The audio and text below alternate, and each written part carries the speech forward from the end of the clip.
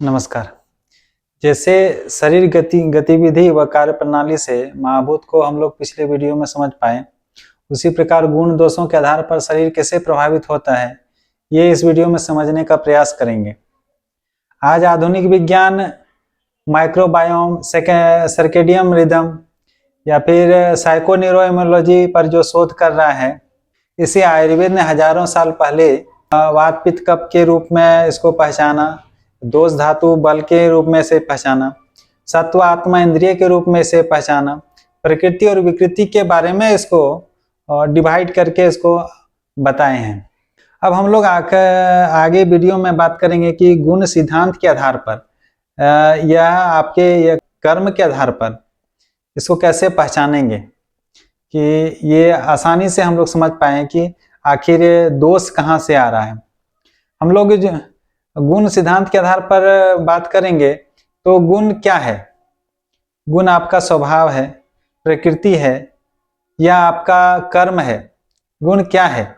आयुर्वेद के अनुसार तीनों का आश्रयी भाव है, और यदि जानेंगे तो जो गुण है वही दोष है।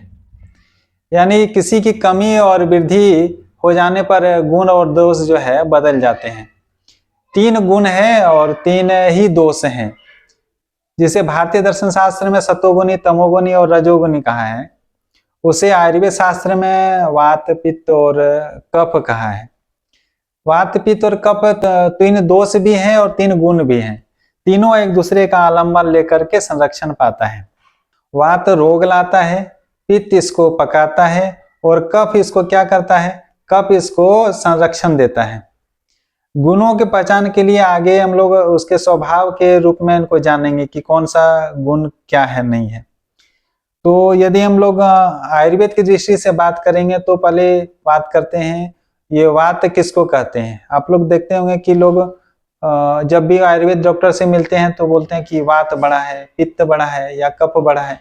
आखिर ये हर बीमारी में यही तीनों ये कैसे बढ़ा हुआ होता है या घटा होता है, इसको विस्तार से आज हम लोग जानेंगे। वात मतलब क्या है? गतिशील, जिसमें चंचलता है, जिसमें तेज है, जिसमें अग्नि है और जिसमें हल्कापन है। और इसका मूल प्रकृति क्या है? वायु और आकाश। पिछले हम लोग पंच महाभूत के समय में चर्चा किए थे। तो वात में वायु और आकाश दो मिला करके ये वात का रूप बनाता है। पित्त मतलब क्या है? पित्त मतलब गर्म, पित्त मतलब तेज, पित्त मतलब आक्रामक, पित्त मतलब उष्मा, गर्मी। इसका मूल प्रकृति क्या है? यह किससे मिलकर बना है? अग्नि और जल महाभूत इसमें प्रधान रूप से है। अब जानेंगे कफ। कफ जो है, कफ ये स्थिरता है, इसमें भारीपन है, इसमें शीतलता है, इसमें जड़ता है, ये सुस्त है, ये मंद है। इसमें मूल प्रकृति क्या है? ये भारी होने के कारण से इसमें पृथ्वी है मूल तत्व में, और दोनों पृथ्वी और जल ये दोनों की कॉम्बिनेशन से कफ प्रकृति बनता है। अब हम लोग जानेंगे इसको पहचानने का क्या तरीका है।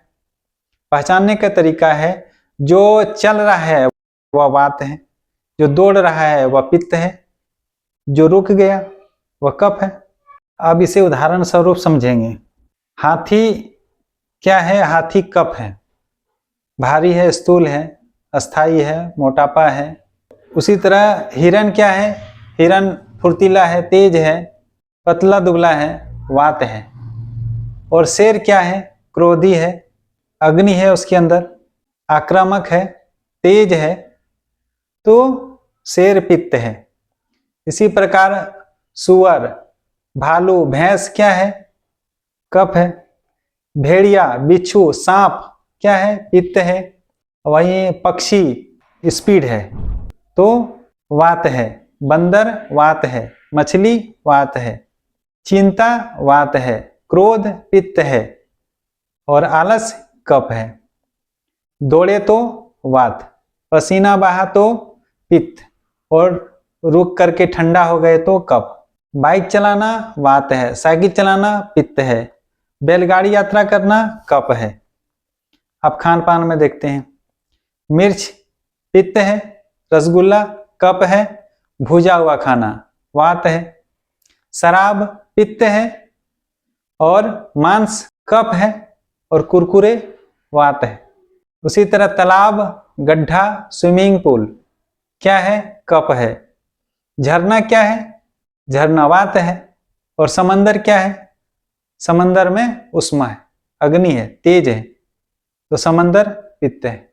सुबह कफ है, दोपहर में पित्त है, शाम को वात है।